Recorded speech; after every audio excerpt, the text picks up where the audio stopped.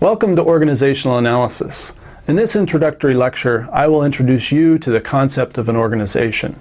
In so doing, it will become clear that organizations are everywhere and come in many different forms. Their ubiquity and complexity means many of our social problems are organizational in nature, and this is why we need to study organizations and to take courses on them. Also, we develop a better understanding of the world we live in and how to better manage it. Let's begin with our preconceptions and understandings. What is an organization? What's not an organization?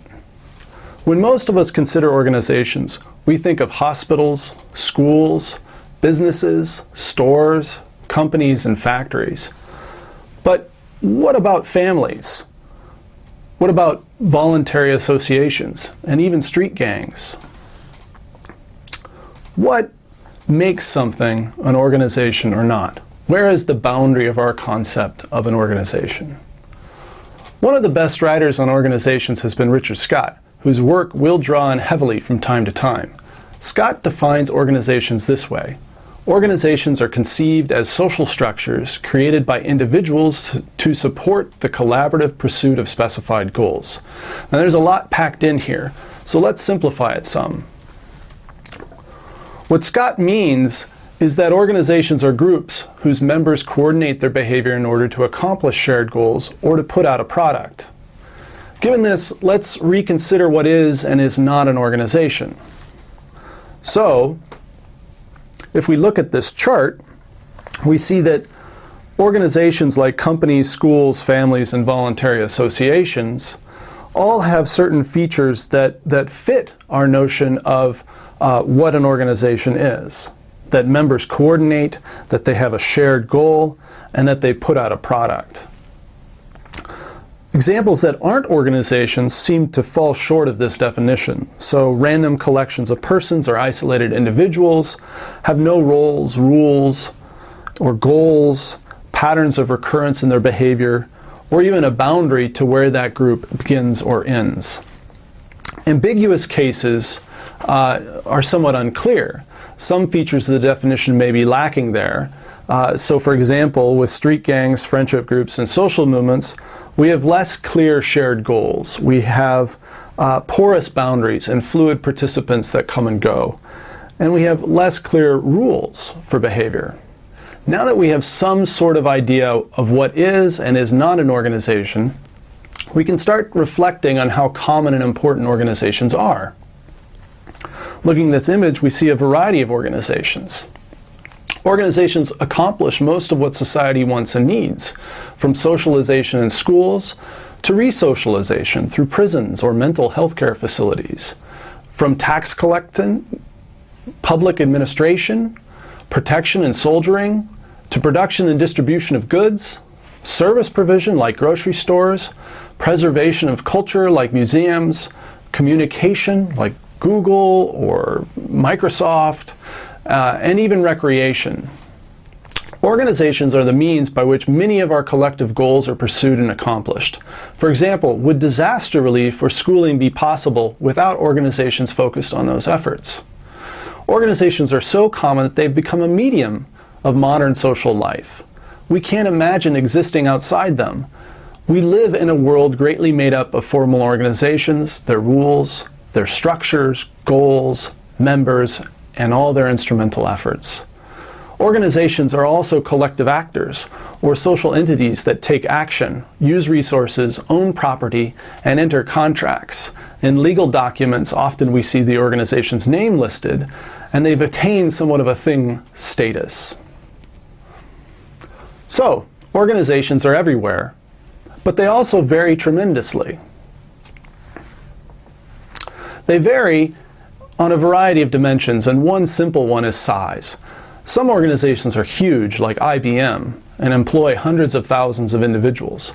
Others are very small, like a youth organization run out of someone's garage or a startup company of several people. They also vary by market sector. Some organizations occur in the private industry sector, others occur in the public sector and nonprofits. They can even be voluntary associations like unions, parent-teacher associations, and religious groups. Their social structures vary.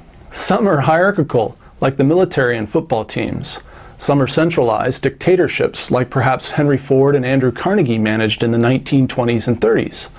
Others have flat governance structures, like consulting firms, while yet others are horizontally differentiated into many different divisions and relatively autonomous units, like university departments.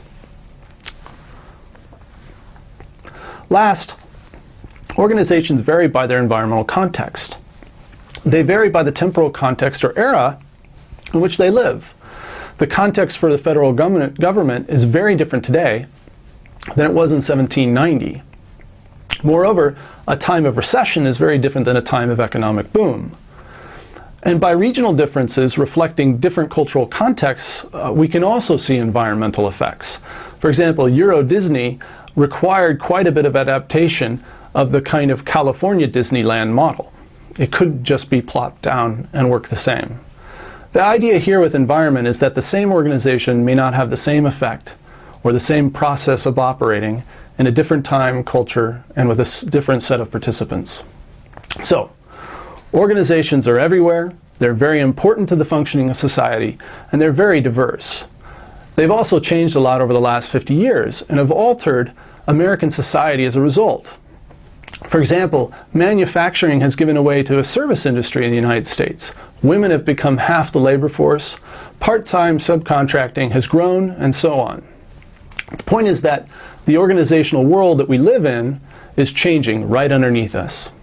Because organizations are everywhere and varied, they're often a source of consternation and social problems. All too often, our problems are organizational ones, and we want to reform the firms we interact with. Through this course, you'll gain a better appreciation of organizational complexity and the difficulties of redirecting organizations in desired directions. Sometimes coordination and contracts fall apart, and they need to be renegotiated. Schools don't live up to expectations and need reorganization, like Michelle Rhee here, and her efforts to become Chancellor of the New York City schools. Sometimes a military needs reform. For example, the United States has gone through gender biases concerns in terms of putting women in frontline combat. And finally, governments can fail and require regulation and corruption, much like the Nixon kind of Watergate hearings. So, participants propose and implement reforms within organizations in an effort to change them, to make them better, to solve their problems. Many reforms fail long before they are ever implemented, and those that are implemented often end up looking like something very different from what they planned to be. Many reforms are rejected outright, or they are dramatically adapted to the local context. Some of you have been managers and know what I mean. Part of the goals of this course is to help you understand the difficulties of reform and to come to new models and new modes of implementation that may make you more successful at it. Much of my research focuses on educational organizations, like schools and universities. So many of the reforms I see try to change the nature of schooling, and many of these reforms fail. In fact, they fail so routinely that I had a teacher give me a list of 45 failed school reforms adopted in very piecemeal fashion that went through a school over the last 20 years. Many of these are jargon and hard to interpret, but they often target change efforts on certain organizational features over others. For example, some are focused on the social structure. Take number 8, lead teachers. That attempts to insert an additional level in the flat hierarchy of faculty roles. Others present a technology or schooling process that caters to a particular goal. For example, number 13, heterogeneous grouping. This gives students an active role in their education and emphasizes a goal of equality. And yet others attempt to manage pressures from the external environment, like number 12, national certification, and number 27, which concerns stakeholders in the environment. Most of these reforms are developed and tested in one school and then packaged and applied to many other contexts. Unfortunately, the local environment often differs from the original testing ground, so the reform's goals may not be valued by the local managers, or the targeted change may disrupt other valued tasks and missions. In addition, there's a governance structure in place within most schools and districts that's threatened by external plans of change that usurp their established coordination patterns. In short, every reform emphasizes certain rules, roles, participants, and goals, thereby supplanting others or shifting attention elsewhere. This often creates problems for what was there beforehand. This course will help you think more deeply and clearly about how organizational reforms are generated and implemented, and what factors likely contribute to their success and failure.